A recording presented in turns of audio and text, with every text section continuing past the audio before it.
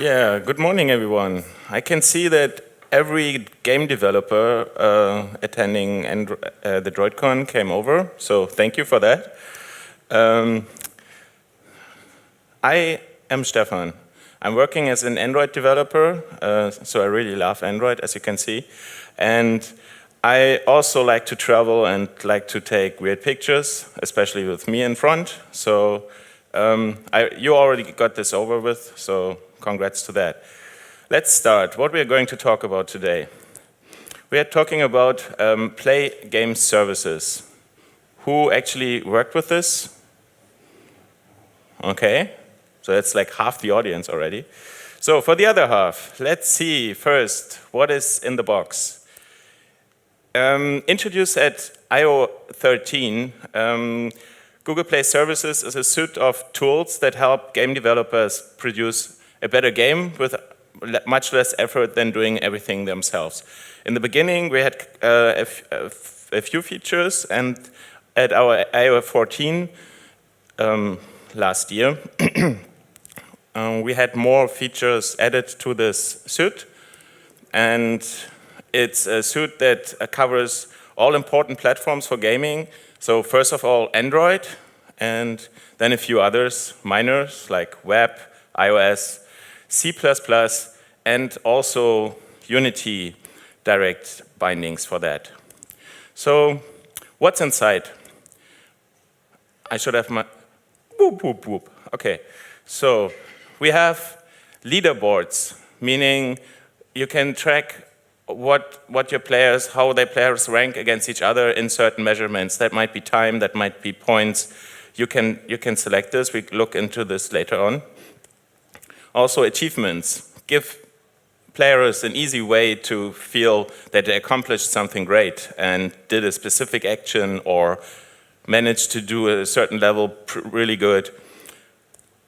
In terms of moving between devices, which most of you, I guess, will be very familiar with, is cloud save. That helps us store the current game state and reload it on a different device as long as it's used with the same account. So we can just keep on going where we left off, although we just switch from the phone to the tablet, or even from the tablet to the browser.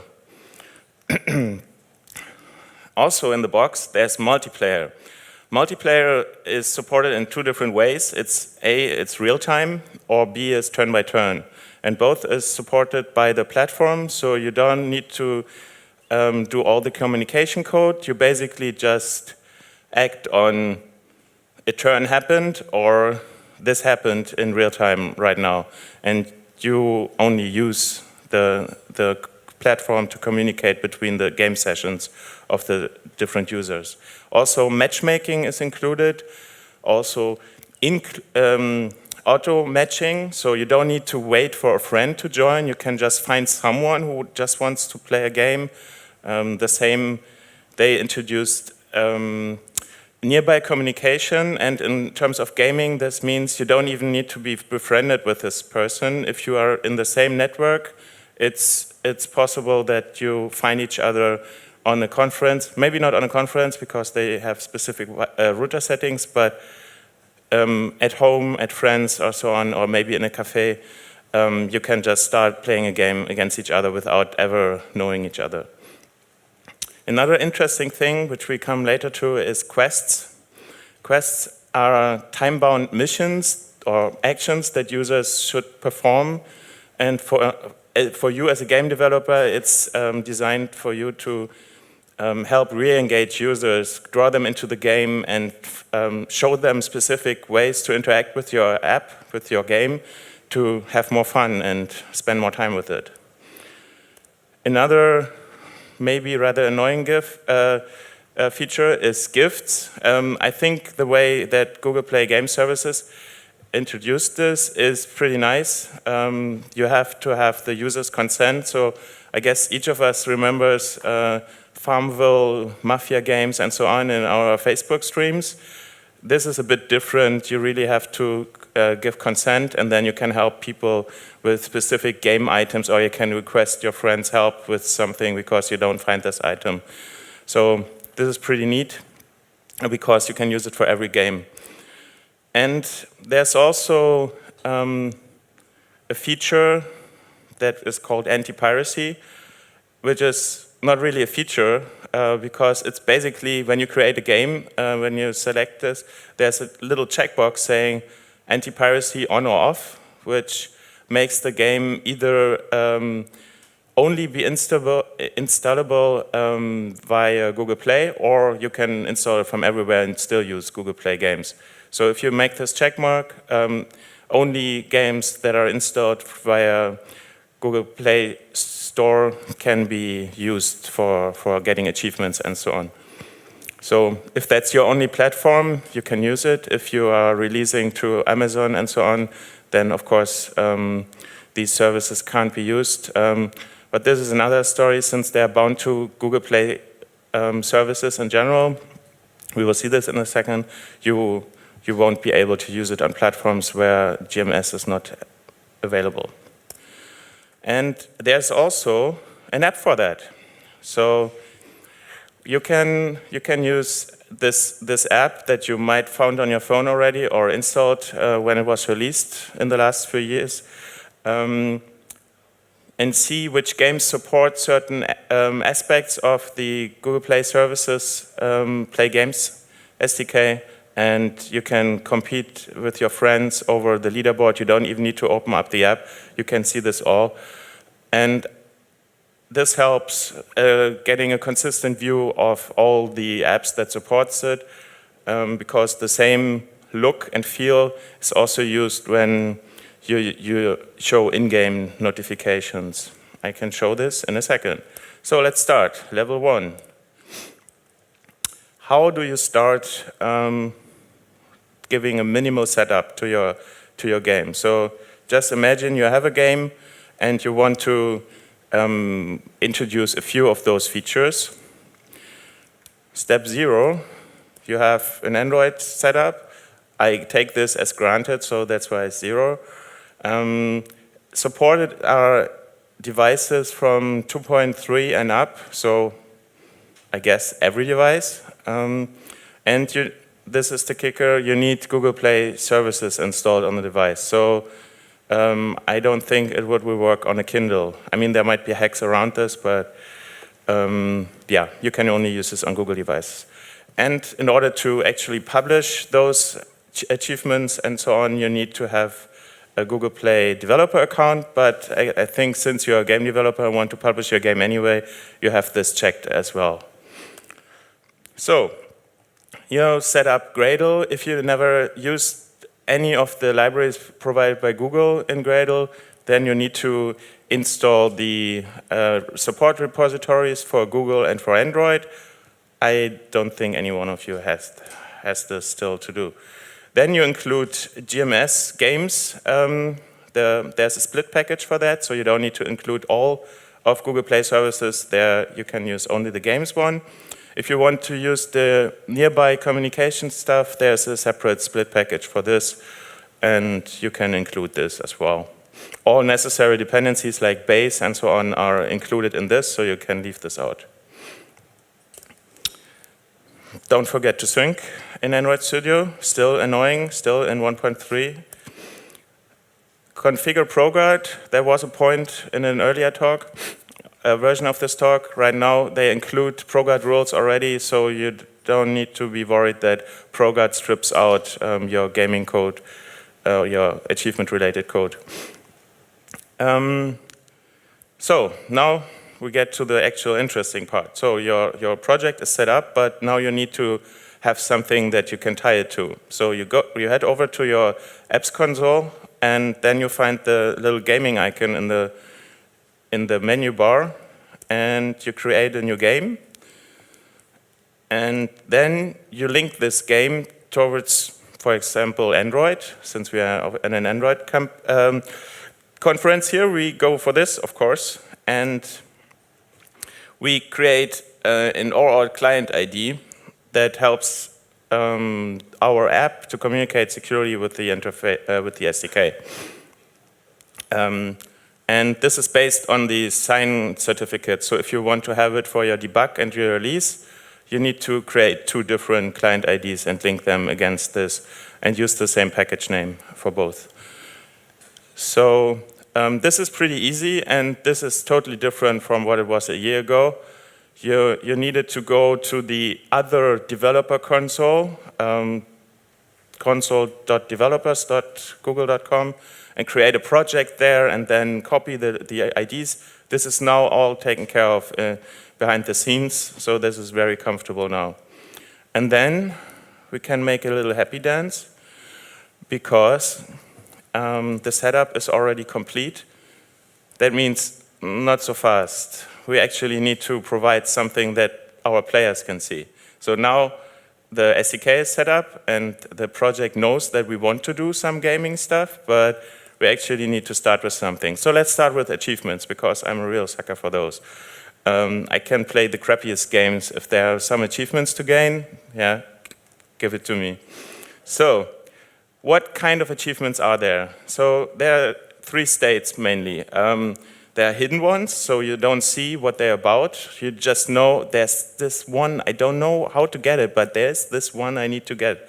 So I need to play more and explore and do different things.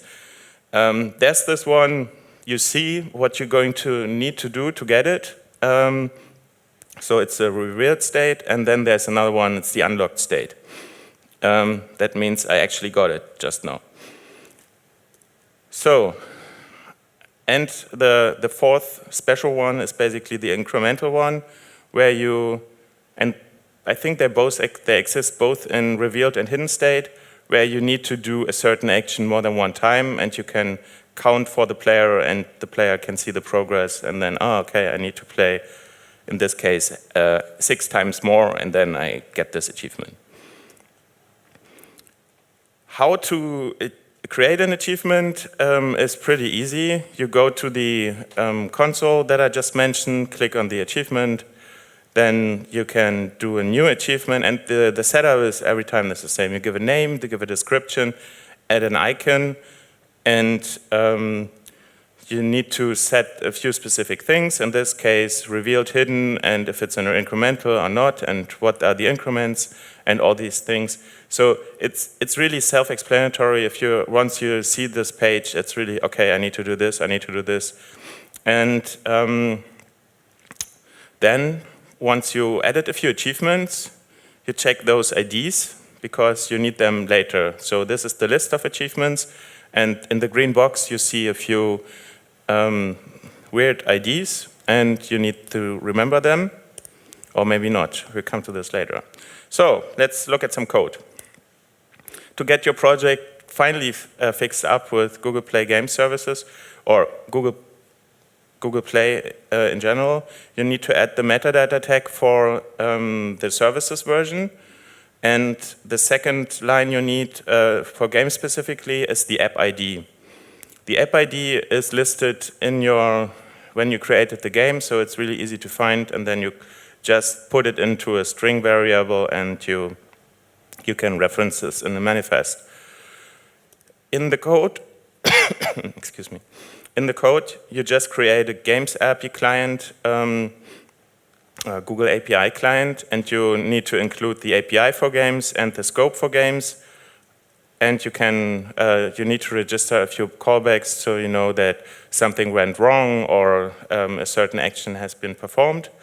And then you have your client instance that you should store somewhere. And then you can do fancy things like this. So you get your client instance and use the static method achievement unlock to unlock a normal achievement. And in this, where it says my achievement ID, there you put the string that we saw in the green box earlier. For incremental achievements, it's shockingly different. It's another method, and you have to add the increment value as well. Other than that, it's basically the same. And also, the framework provides you with a static way or an easy way to display a UI for this. So you can just start an achievements intent and see basically something like this. This screenshot is a bit outdated. They refreshed this with material design, and it looks much nicer now even, but you get the gist. So basically, a few lines of code help you trigger some actions and drive your users toward doing this action, like finishing this level in under 10 seconds, or collecting 500 coins in this level, or something like that. Next one, level 3, leaderboards. So these have two reasons. One is you can see your global rank, so you can compare your skills with everyone in the world that uses this game and is logged into Google Play games. But also you can challenge your friends. You see your circles and see how they do. And yeah, you can send them a message saying, hey, did you see? I updated my score. So creating a leaderboard, it's always the same pattern. You can realize this already. You have a title, you upload an image, you set the type of leaderboard. So you can have, I think, up to 20 leaderboards. Important is the decision, what is the ordering, larger is better or smaller is better.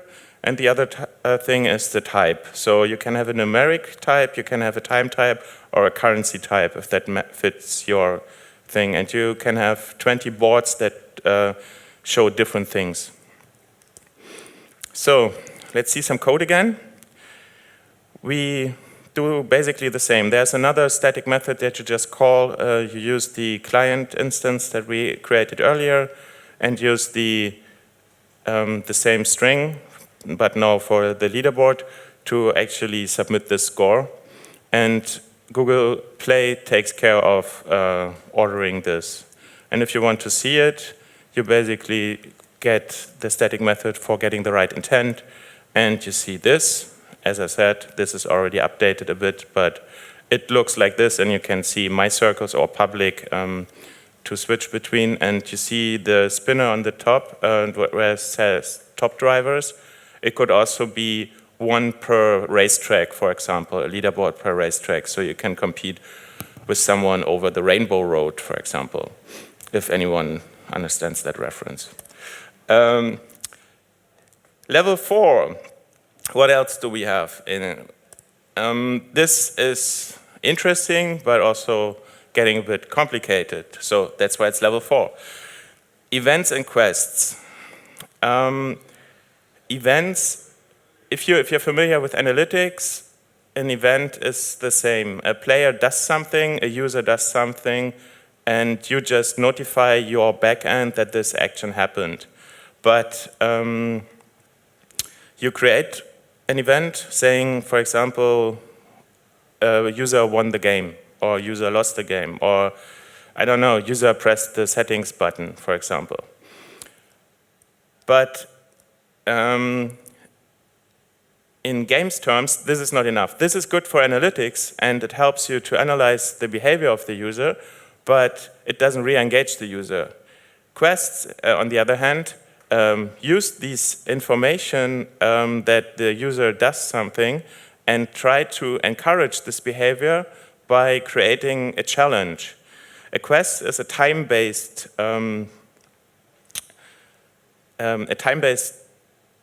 challenge, basically saying, okay, dear user, I know you can collect coins, I see that, but how about you collect 500 coins in the next 24 hours? So you can set this all up.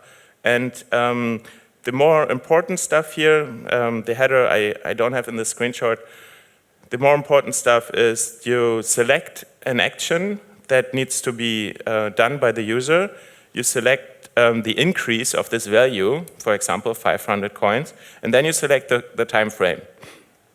And what you can do here is using, for example, a JSON like this. You can tie this into the console and post this data, automatically retrieve this from the backend of Google to update the player status once this quest has been finished. So all the management of this quest is based on the UIs of Google. You don't need to code anything for this, you just use it. And how do we use it? Basically, we upload that the event happened. We just increment and increment and increment. And eventually, the quest happens. And, first, of course, sorry. First, we need to show the user that there are quests available, because they need to say, yeah, I want to participate in that quest. And for this, we, again, have a nice intent that we can just call and open up the UI for this. And then we can register a callback saying on quest finished, basically, and this helps us triggering, okay, this quest has been done, okay, download the reward data that we just set. For example, add more coins to the credits or whatever, or extra lives, or I don't know, some nice reward for the user. And yeah, so we re-engage the user by saying, hey, do this. And they completed the challenge, so we can reward them with this. So while working with this, I found a few things that make it easier to work with, or at least avoid some mistakes. So one of the shortcuts or the problems that you might run into, when you want to publish, you normally publish in Google Play, but you also don't need to forget to publish your achievement data and so on in Google Play Games. So it's even suggested, recommended to publish the Play Games first, and after that, publish your actual app to the production level. What else? There's this tiny label there, the red circle below the IDs, because I said remember them, copy them, and so on. But if you click this, you have everything that you need to have in a string. You can just copy this directly into your resource file. It doesn't need to be named games-ids XML. It can have any name. You can also append it to a file, but I recommend it to have it separately. And then you can reference this via string variables, which is much easier and nicer. And then at the touch of a button, everything works automatically.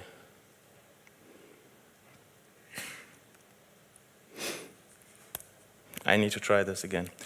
So the last level, the boss level. So you did all this, you engage the user, you know what they are doing, you add new achievements, you add new levels, and add new leaderboards for that. So the users are engaged, but it's getting complicated. You need to go back to the website and you try to add new features, so your testers try out new achievements or new leaderboards, and you want to wait until you publish it to your actual users, to possibly your customers that paid for your app. So you want to have some iterations over this before. So there are a few things that Google provides that help you manage those things. So first of all, it's a publishing API that helps you, along with the publishing API from the Play Store, that helps you to automatically upload alpha and betas, or even prod if you're that daunting, to create APK, the listings, the images, and so on. And this publishing API for games helps you to update and create new leaderboards and achievements. So you can all do this from your computer. You don't need necessarily go to the website and click through and change this label. This can all be done via script if you have the infrastructure in place. Another API, or a set of APIs that are really useful, especially in the testing phase, is the management APIs, because they help you reset the scores, achievements, quests, and so on for your testers. You can only do this until the achievements are unpublished, until they are published, and only for listed tester accounts. But you can actually set whole communities to be tester accounts. You don't need to collect each and every email address. Optionally, you can say this alpha channel group is automatically a group of testers, so those people can automatically be reset every day, for example, so they can try out the achievements over and over. The leaderboards can be reset, and you can see if the new pointing system that you're working on works better. And one thing works also after the publishing. You can hide cheaters from the board, because we all know I know the global leaderboard of Flappy Bird, for example, where you had a lot of people entering like the max integer value because they found a way to hack the score. With this API, you can hide those people from the leaderboard, and even if they uninstall or whatever, they can't get the leaderboard score up with the same user anymore. And for the businessy side in you, which I guess if you are an indie game developer, you need to have all kinds of hats, and there is player analytics, and this is really, there's a lot that you can draw from this, and it basically relies on the events. There are some things that you can do even without investing time in tracking events, but if you do, it's really helpful. Here you see something that works without events because it's based on the achievements. So you can see how much time do the people spend in your app. Is it maybe that some achievements are too easy? Is it that only one achievement is really easy and then you have a large drop-off, so you need to fine-tune a bit maybe the rules for your achievements, or maybe explain a level better or make it easier. So there are different ways to skin the cat, but there's, for example, a way to list daily goals.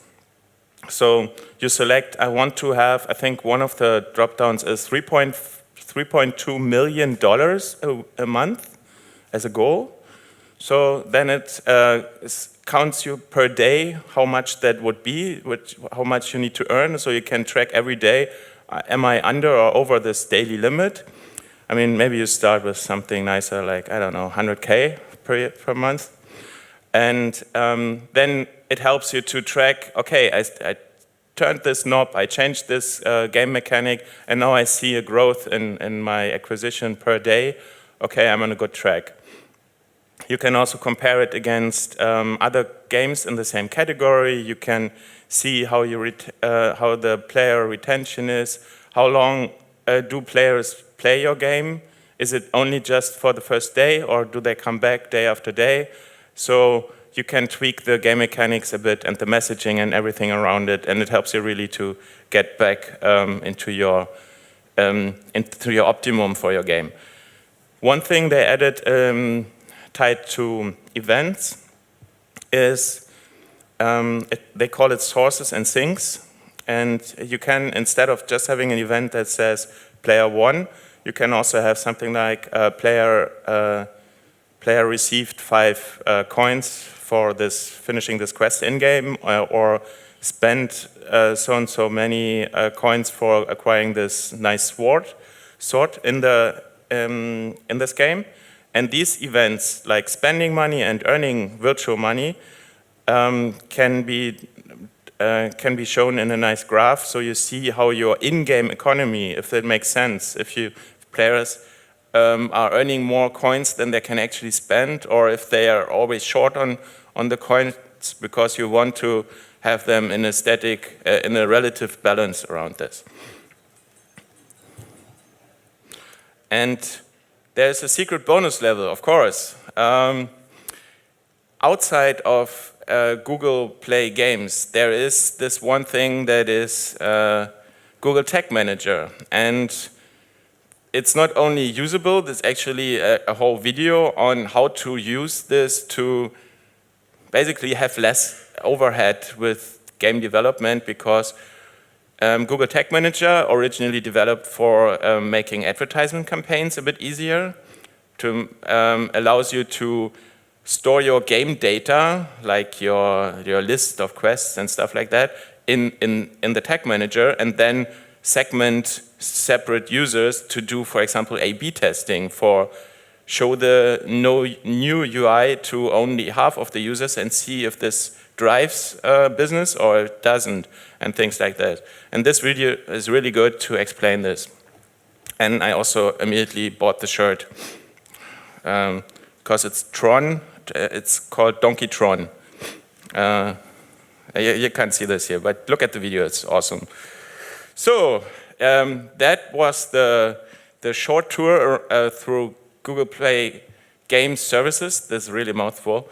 And I would like you to ask questions, because we have a bit of time left for this.